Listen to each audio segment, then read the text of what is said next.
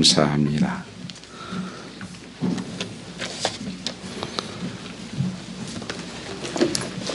한번 여러분 옆에서 한번 축복하셨으면 좋겠습니다.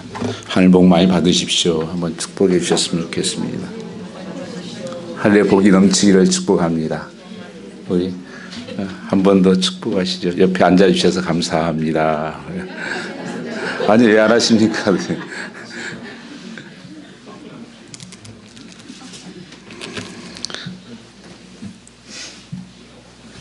오늘 하나님 말씀은 생수의 강이 되신 예수 그리스도라는 말씀으로 은혜를 나누고자 합니다.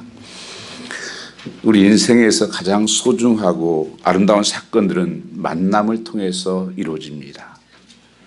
또한 인생에서 가장 속상하고 가장 아픈 사건들도 만남을 통해서 이루어진다고 하는 것입니다. 그래서 우리가 이 첫 번째 만남은 부모와의 만남입니다. 그래서 내가 어떤 부모를 만나느냐에 따라서 내 삶에 많은 영향과 변화가 일어나게 되는 것입니다. 그래서 어떤 분들은 부모 잘못 만나가지고 내가 아들 잘못 만나가지고 이렇게 한탄하신 분들도 있으시죠. 또한 조금 지나면서 친구들을 만나게 됩니다. 그래서 그 친구를 보면 그 사람을 알 수 있다 했을 정도로 굉장히 영향을 미치고 또 중요한 사건이 되는 것입니다. 조금 더 성장하면 결혼의 만남이 있습니다. 이 결혼 만남을 통해서 그 삶의 많은 부분들이 변화와 영향력을 받게 되죠. 우리는 많은 이 만남을 통해서 되게 인생의 삶의 축복이 우리가 바뀌기도 하고 축복이 되기도 한다 이렇게 보는 것입니다. 그러나 참된 만남이 성경에 있다고 말씀하십니다. 그 모든 것을 다 뒤집어 엎을 수 있는 인생을 그런 레디컬한 체인지가 일어날 수 있는 그 복된 만남은 바로 예수 그리스도와 만남이라는 것을 말씀하고 있습니다. 이 세상에서 만남은 잠깐의 만남이에요.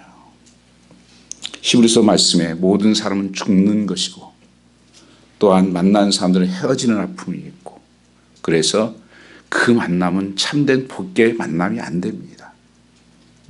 영원한 만남, 영원한 생명의 만남은 바로 예수 그리스도와의 만남이라고 하는 것입니다. 이 만남이 있으면 지금 어떤 만남이었다고 할지라도 새로운 삶으로 나아갈 수가 있습니다. 새로운 길이 열리는 것입니다. 전에 그 이어령 교수라고 한국의 지성인 중에 한 분이죠. 그분이 그 딸 이민아 씨를 통해서 그 딸이 치료받고 하면서 예수를 믿게 됐습니다. 어렵게 예수 믿고 그가 책에서 이런 고백을 했습니다.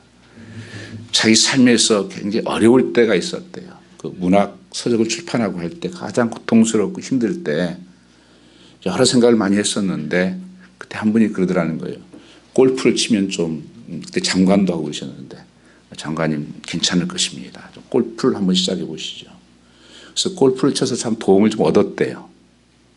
그때 좀 이게 새로운 어떤 계기가 됐었는데 그가 이제 나중에 예수 믿고 보니까 그 고백을 이런 고백을 했습니다.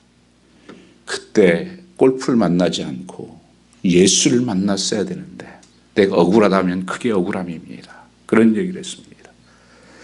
그 골프에서 주는 그 기쁨 그것이 파괴할 수 없는 예수 만난 기쁨과 삶의 그 축복이 있었다는 것을 그런 고백한 것입니다.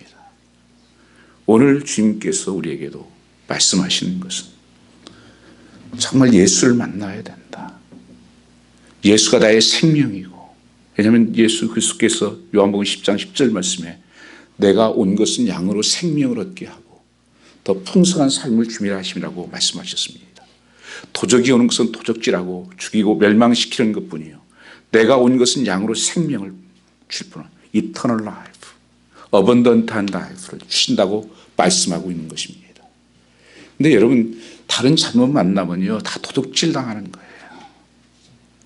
그러나 사람들은 다 뭔가에 지금 그 만남의 목마름을 가지고 있습니다. 세상의 목마름에 대해서는 얼마나 많이 가지고 있는지 모릅니다. 돈을 만나면 행복할 것입니다. 건강의 만남도 있고 이걸 마셔보면 행복할 것 같고, 이걸 가져보면 행복하고, 여러 가지 만남들을 추구하고 그 목마름을 가지고 있는 것입니다. 그래서 나 그거 하나 사야 돼. 그거 사면 행복할 거야. 여러분, 사단은 그렇게 지금까지 속여왔습니다. 창세기부터 하와를 속일 때도 그랬어요. 보암직스럽고 먹음직스럽고 탐스럽고 현혹시키는 거예요. 광고하는 거예요, 광고. 여러분, 이 시장 광고, TV라는, 요새 저는 보지 않아서 잘 모르겠는데, 광고들 보면 저거 가지고 그냥 눈이 열릴 것 같고, 정말 너무 행복할 것 같고, 황홀할 것 같은 그런 생각이 들잖아요. 저 참이슬인가 그것도 한번 먹어보고, 어디 가서 한번 당겨보고, 이렇게. 지금 한번 펴보면, 여러 가지 가져보면, 시원한 백. 이런 우리에게 많은 것들이 그것이 행복을 줄 것이라고 만들어줍니다. 근데 여러분, 그렇습니까? 그 목마름은 끝이 없는 거예요. 소금물과 같은 거예요.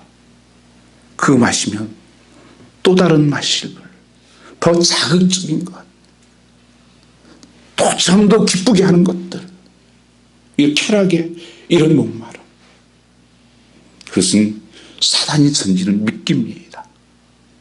절대 그것으로 어떤 사람이 행복했다고 한 사람은 본 적이 없어요.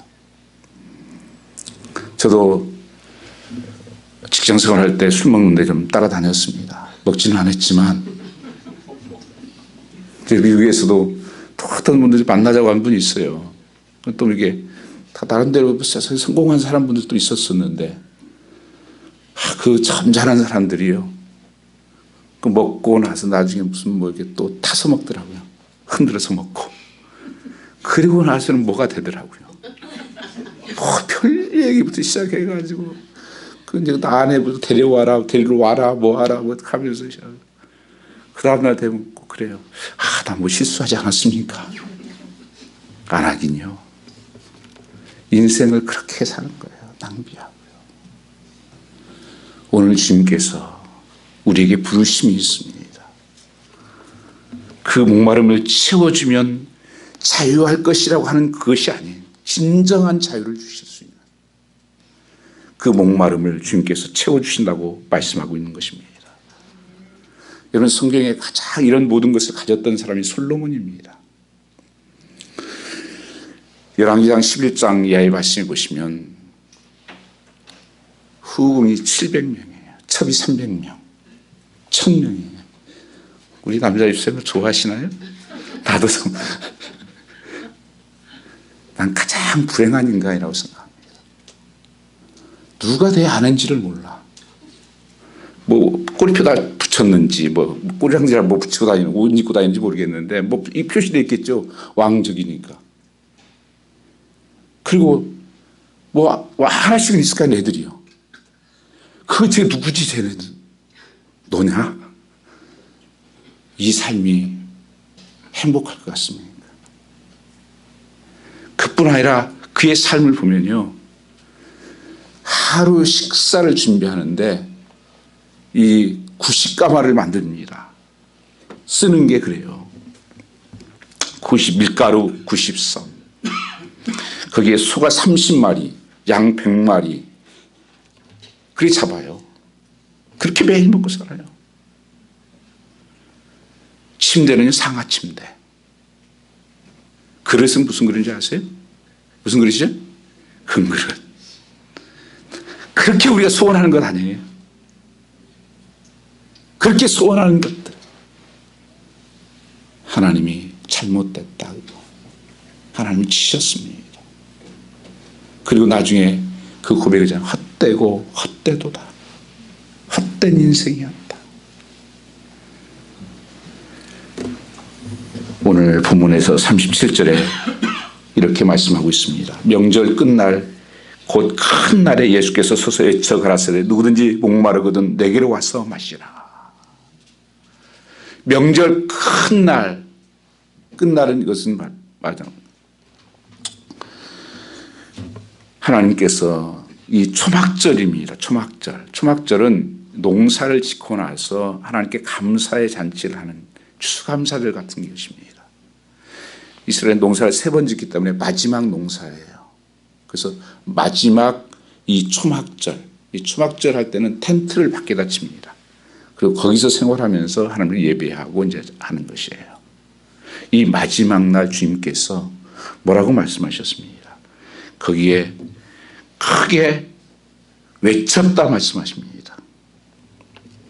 외쳐 가라사대. 예수님은 그게 소리를 외치시는 분이 아니십니다. 성경 말씀은 또한 가감하지 않아요. 저는 좀 보태기도 하고 빼기도 할 때가 있는데 예수님은 그렇지 않습니다. 무엇 때문에 주님께서 이렇게 그 잔치 마지막 날에 외쳐서 가라사대 목마르거든 누구든지 내게로 와서 마시라. 영원히 목마르지 않는 생수가 여기 있다. 이렇게 말씀하고 있는 것입니다. 이 시대를 살아가는 우리에게도 주님은 나를 좀 주목하시오. 외쳐 가라사대 누구든지 any person 목마르거든 내게로 와서 마셔라. 그리하면 영원히 목마르지 않는 생수를 부어주리라. 말씀하고 있는 것입니다. 왜 주님께서 여기서 이렇게 물을 대해서 말씀하셨을까요? 이 초막절은 본래 번제를 드릴 때 포도주를 가지고 하나님 앞에 번제를 드립니다. 근데 이 초막절 절기만은 실로암에서 가서 물을 떠다가 거기에 번제단에 물을 부어서 흐르게 해서 그 7일 동안은 번제를 드려요. 그것은 이스라엘은 물이 없는 곳이에요. 그래서 농사짓기 부적절하기 때문에 그 1년 동안 하나님께서 이렇게 비를 주시고 물을 주셔서 농사를 잘 지을 수 있었던 것에 대해서 감사하는 마음으로 물을 길러서 드리는 것이었습니다.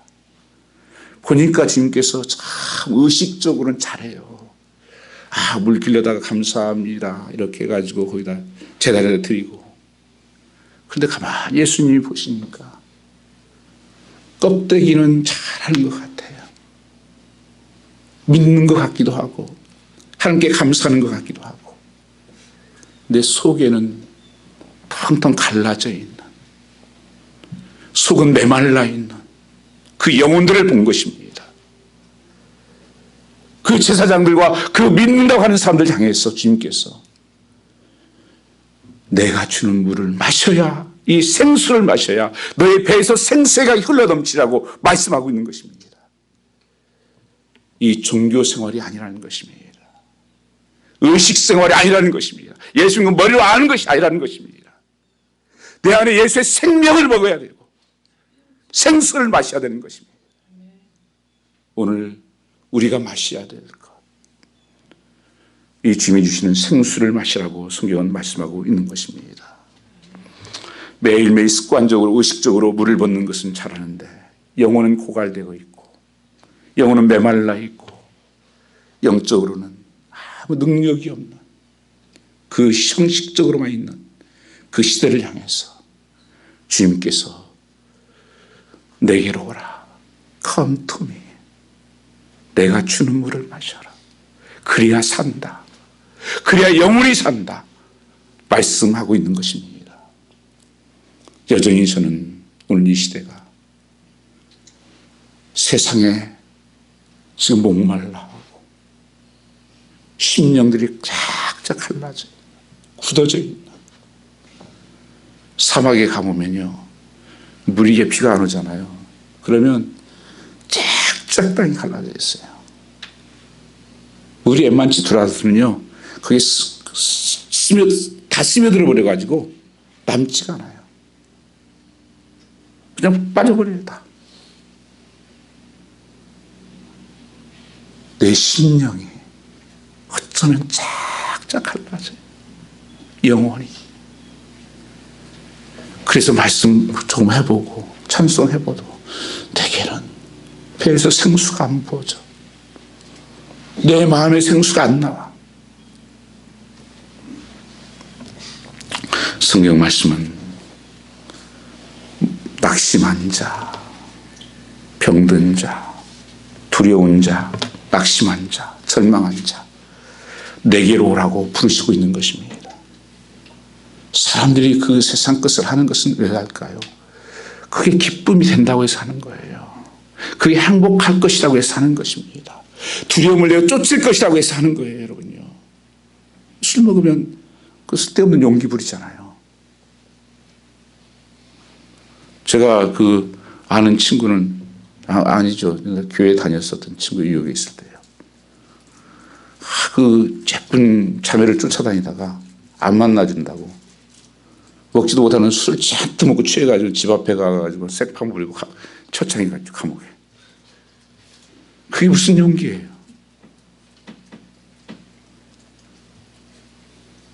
객기 부르는 것이죠. 예수님께서는 그런 물이 아니다. 영원히 목마르는 생수를 내가 너에게 주리라. 오늘 37절의 절망에서 이렇게 말씀하고 있습니다. 여기서 구원의 초청에는 조건이나 제한이 없다는 사실을 말씀하고 있습니다. 누구든지예요. 이거는 남녀 상관이 없습니다. 배운가 안 배운가 상관없어요. 오늘 주님께서 보시는 누구든지 그 목마름이 있다는 것을 말씀하고 있는 것입니다. 누구도 제외되지 않았습니다. 사도행전 2장 21절 말씀을 보면 누구든지 주의 이름을 부르는 자는 구원을 얻으라고 말씀하셨습니다. 그래서 목마르거든 내게로 와서 마시라. 예수님만이 나는 길이요 진리요 생명이니 나로 말미암지 않고는 아버지께로 올 자가 없느니라. I'm the way, I'm the truth, I'm the life. 하나님께 나가는 길은 다른 길이 있는 게 아니에요. 오직 the way, one way가 아닙니다. one way는 여러 길 중에 하나고요. 성경에서는 the way라는 것은 오직 한 길 그밖에 없다는 거예요. 그뿐 아니라 나는 부활이요 생명이니 나를 믿는 자는 죽어도 살겠고 죽지 않고 영원히 살 것을 말씀하셨습니다. 곳곳에서 영원히 목마르지 않게 생수요 영원히 목마르지 않는 생수를 마시라고 부르고 있는 것입니다.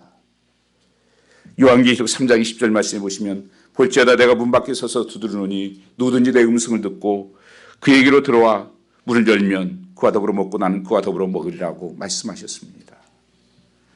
주님의 그 간절한 부르심이 있는 거예요.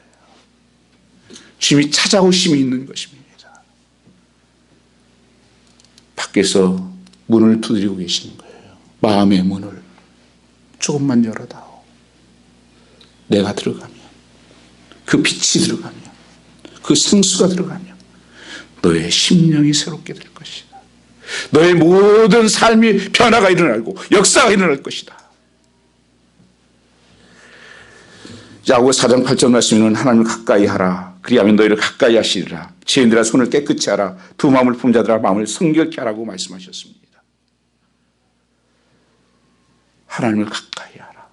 그리하면 너희를 가까이 하시리라. 어떻게 죄인들 손을 씻고 거룩한 마음으로 성결케 되어서 하나님 가까이 하는 자가 복이 된다는 것입니다. 시편 73편 말씀에도 여호와를 멀리하는 자는 다 음녀같이 망하게 되었고 여호와를 가까이 하는 자가 복이 되었다고 성경은 말씀하고 있는 것입니다. 여러분 삶 속에 그 하나님의 부르심이 있는 것을 아십니까? 시간 영안에 눈이 열려서 하나님 오늘 또 나와 함께 계시고 나를 부르신 하나님이시는구나. 성령이 그런 대신 예수님은 친히 목마른 자들을 초대하고 있는 것입니다. 요한복음 3장 5절 7절 말씀에 보면 사람이 물과 성령으로 나지 않으면 하늘에 들어갈 수 없다고 말씀하셨습니다. 다시 예수 앞에 부르심이 있습니다.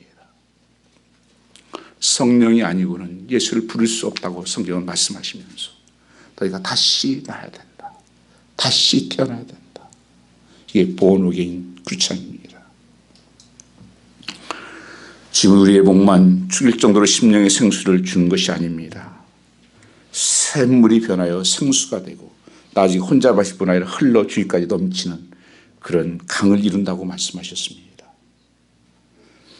성경 말씀에 사도 바울이 성경 한 17권을 기록했습니다. 그게 인사가 거의 동일하게 똑같은 인사가 나오는 것이 항상 은혜와 평강이 넘치기를 원합니다. 그렇게 사도 바울이 고백을 하며 인사를 했습니다. 저도 그래서 대개 편집을 읽을 때는 그렇게 인용을 합니다. 당신에게도 하나님의 은혜와 평강이 임하기를 원합니다. 한번 옆에 사람 한번 그렇게 해보십시오. 하나님의 은혜와 평강이 넘치기를 원합니다. 한번 옆에 사람 한번 해보세요. 네? 하나님의 은혜와 평강이 원하기를 원합니다. 아니 굉장히 중요한 말씀이에요, 여러분요. 이 배에서 나는 목사님 난 배에서 생수의 강이 넘치면 얼마나 좋을까요? 이런 축복이 배에서 생수의 강이 넘쳐 흘러가는데, 근데 처음부터 강이 되는 게 아니었어요. 물이 되어서 흘러서 강이 되고 나중에 바다가 되는 거예요. 그래서 은혜가 넘치고 은혜가 흘러서 모아지면 어디로 가요? 강으로 가요. 강으로 가서 그것이 다시 모아지면 어디에? 바다를 이루는 것이, 이게 평강이라고 성경에 원어는 그렇게 쓰여 있어요. 그래서 은혜가 모아졌을 때 하나님께서 생수의 강이 터지는 거예요. 은혜가 모아졌을 때 내 삶이 평강으로 임하는 거예요. 바다 같은 평강. 그래서 여러분이 나는 이렇게 큰 은혜가 지금 이렇게 생수가 터지는 은혜가 지금 없어, 걱정할 거 없어요. 여러분 자꾸 하나님 앞에 말씀과 기도 앞에 나가서 예배 앞에 나가서 그 은혜가 자꾸 부어지면 홍수가 나고 내 심령 속에 배에 생수의 강이 부어지는 것입니다. 주님께서 내게로 와서 마시라는 것입니다. 내게로 와서 마시라. 너희가 와서 마시라. 믿는 자는 성경 이름과 같이 배에서 생수의 강이 흘러나오리라. 이 물을 마시고 삶이 변화되었던 성의 대표적인 한 사람이 있다면 사마리아 여인일 것입니다. 이 여인은 남편이 5이에요. 그 목마름이 있었습니다. 어떻게 됐는지 이 남자 만나봤더니만 이 남자는 이렇고 저 남자는 저렇고, 그래서 5번을 바꿔봤는데도 행복하지 않은 거예요. 사람들은 수근수근하고, 그래서 자기 혼자 독립적인 거기에 커뮤니티에 들어가지 못하고 살고 있었습니다. 그래서 남이 다 자는 시간에, 시에라타 그러는데 남이 자는 시간에 한 12시에 물길로 왔어요. 우물에. 근데 주님이 길을 가시다가 그 옆을 지나가게 되는데 본래 거기는 안 가는 곳입니다. 이 사마리아는 혼혈 족속이에요. 아수르가 전쟁을 하면서 그 정책상 혼혈 민족을 만들어버렸어요. 유대인들은 이건 큰일 날 것이죠. 그래서 저들은 개처럼 열렸습니다. 상대도 안 해요. 근데 예수님께서 그 심령을 찾아갑니다. 내가 그리로 가야 되겠다.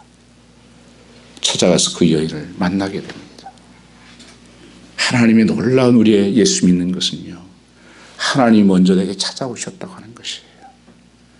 예수님도 우리가 죄인 되었을 때, 소망이 없을 때 나를 찾아오셔서 자기 자신을 좁혀서 인카네이션 하셨던 것처럼 오늘 또 주님은 우리에게 찾아오시는 것입니다. 오셔서 문을 두드리는 것입니다. 그리고 그 여인에게 물 좀 달라 하시면서 대화를 시작을 하십니다.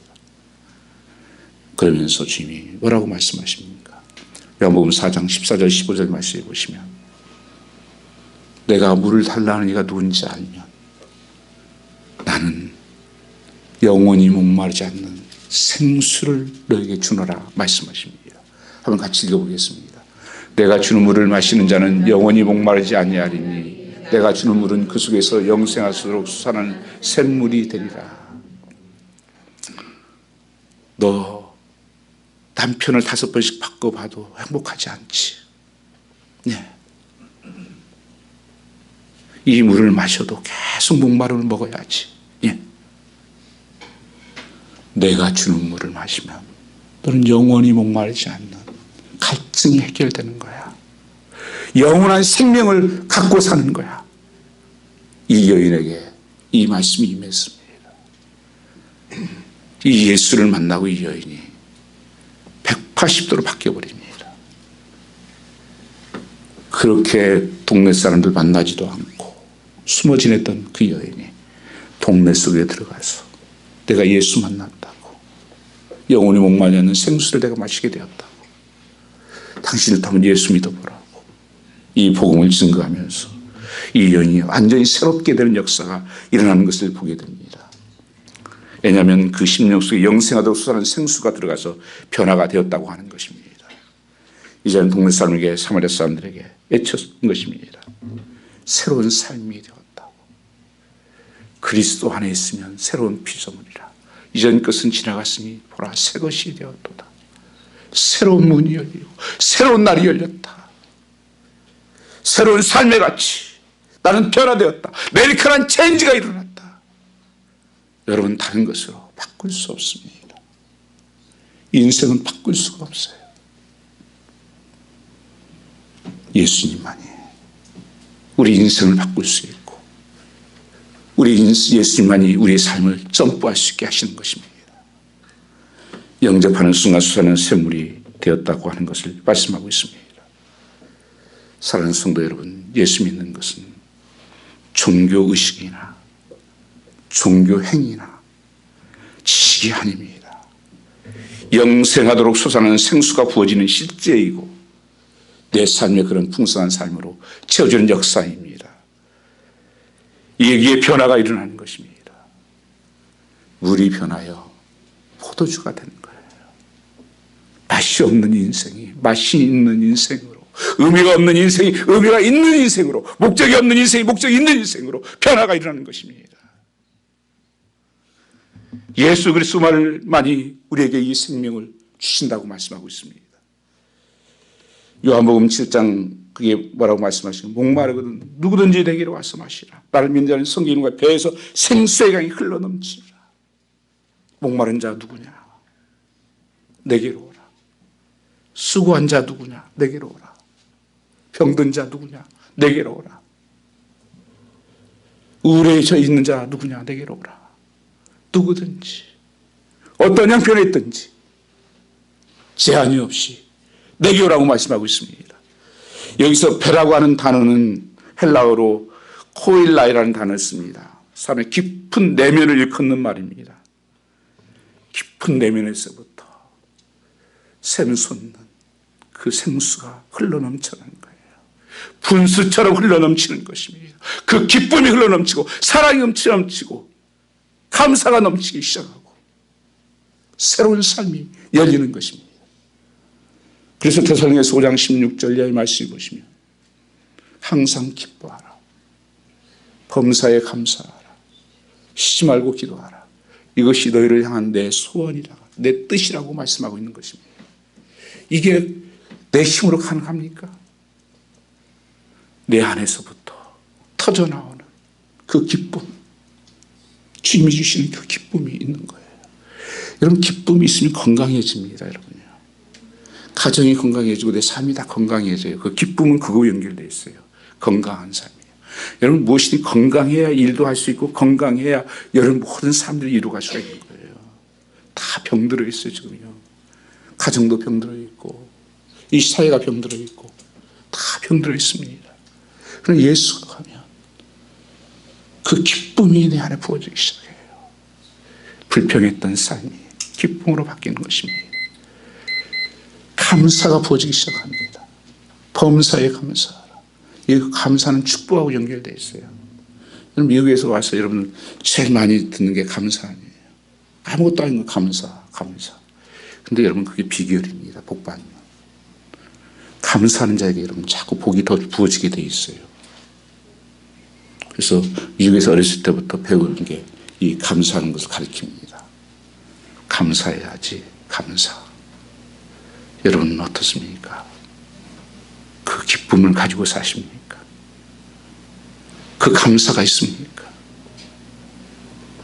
세상에서 주어지는 것으로는 절대 불가능한 거예요.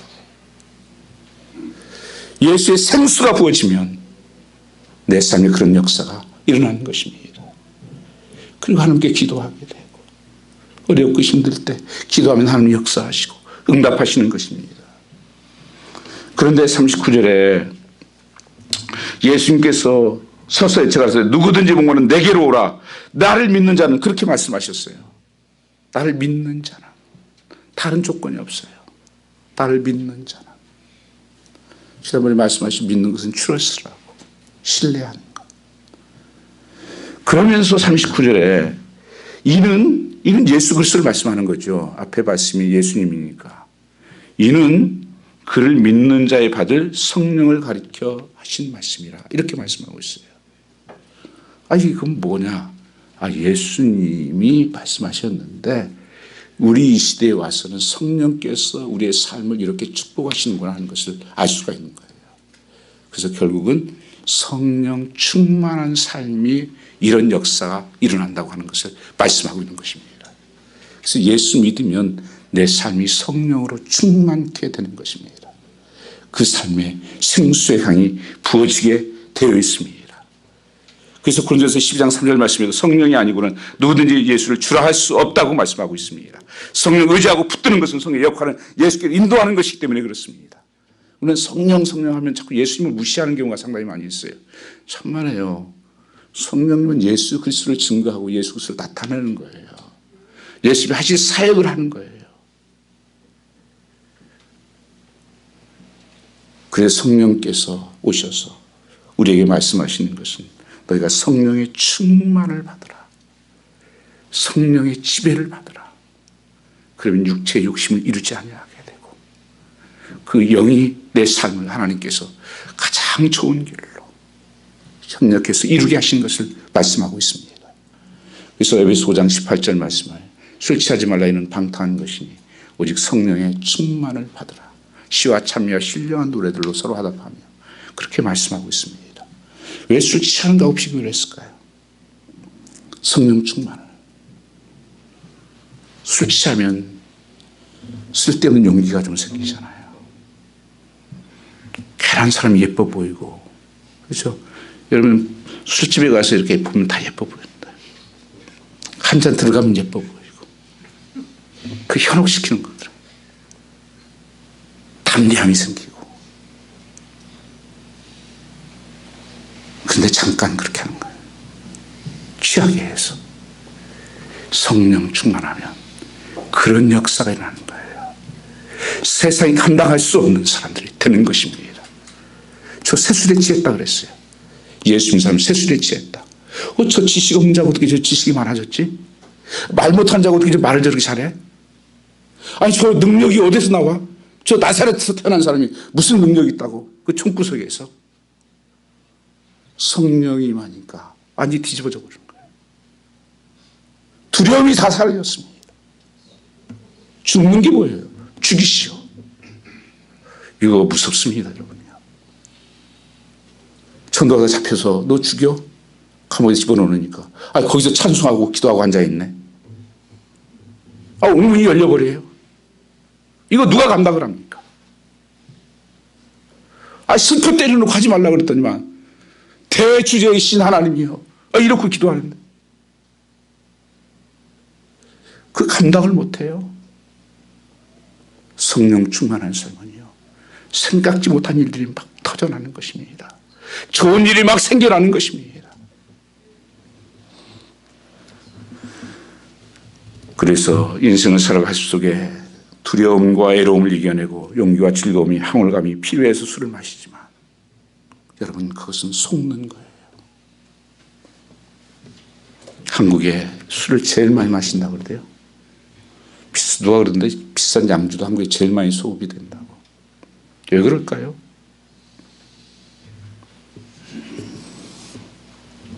그거 먹으면 뭐가 되는 줄 아는 거예요. 깨면 일장춘몽이에요. 다 지금 이 시대가 내가 자유함을 누린다고 하는데 중독되어 살고 사람들은 다 이 시대가 하는 부분들에 대해서 반항하는 삶을 살 수밖에 없게 되었습니다. 오늘 어거스틴은 그런 고백을 합니다. 사람에게는 하나님만이, 그 아들포스라는 게 위를 바라보는 게 사람이라는 게 그 뜻이에요. 하나님께서만 채워야 될 공간이 있기 때문에 하나님의 어떤 것으로 채워도 나는 공허하고 메마르다. 여러분 애로운 분 계십니까? 두려워 계십니까? 그걸 잊어버리려고 다른 것을 하십니까? 우울증 걸려가지고 술 마시면 죽습니다. 여러분. 거의 자살입니다. 성령의 충만함을 받는 성도 되시기를 주님으로 축원합니다. 마지막 때 주님께서 그렇게 말씀하셨어요. 마태복음 24장은 마지막 때 일어날 징조를 말씀하시는데 그 중에 하나가 노아에 대한 것을 말씀하십니다. 노아 때와 같을 것인데 그때는 사람들이 시집가고 장가하고 먹고 마시고 그것밖에 관심이 없는 때가 올 것이다. 거기 보죠? 같이 한번 읽어보죠. 홍수전에 노아의 때와 같이 인자도 염도 그럴 텐데 그 앞에가 그거잖아요. 홍수가 노아가 방주에 들어가던 날까지 사람들이 먹고 마시고 장가들고 시집가고 있으면서 그게 잘못된 거예요? 그런데 잘 보세요. 시집가고 장가가는 음란의 문제입니다. 이 마지막 때 음란으로 망합니다. 소돔과 고모라성이 그랬고요. 그리고 먹고 마시고 관심이 그밖에 없어요. 먹고 마시고 물 마신 줄 아니에요. 취했어요. 이때 노아 때가 취했거든요. 노아가 취해가지고 발가벗고 드러났을 때가 있었어요. 그때와 같을 것이다. 세상이 다 취해서 돌아가요. 지금. 관심이 그거밖에 없는 거예요. 만나면. 그 만나면 한잔합시다. 또 뭐 재밌는 거 없습니까? 재밌는 거 봅시다. 이 세상이 말세예요, 말세. 오늘 우리에게는 예수로 말미암아 채워지는 이 충만함이 성령으로 충만한 삶이 되시기를 주님으로 축원합니다. 우리 한번 기도하겠습니다. 감사하신 여호와 아버지 하나님, 오늘도 살아계셔서 역사하신 하나님을 찬양합니다. 우리의 목마름들을 주의 성령으로 채워주시옵소서. 누구든지 목마르거든 내게로 와서 마시라 말씀하셨습니다. 세상이 주는 목마름은 먹어도 배부르지 아니하고 나를 죽이는 것이요 하나님을 멀리하는 것이요 하나님 가까이 하는 것이 복이라 말씀하셨습니다. 여호와 하나님을 가까이 하는 성령의 취해서 충만한 은혜를 베풀어 주시옵소서. 새로운 삶이 열리게 하시고 새로운 눈이 열리게 하옵소서. 주께 감사하며 예수님 받들어 돌렸사옵나이다.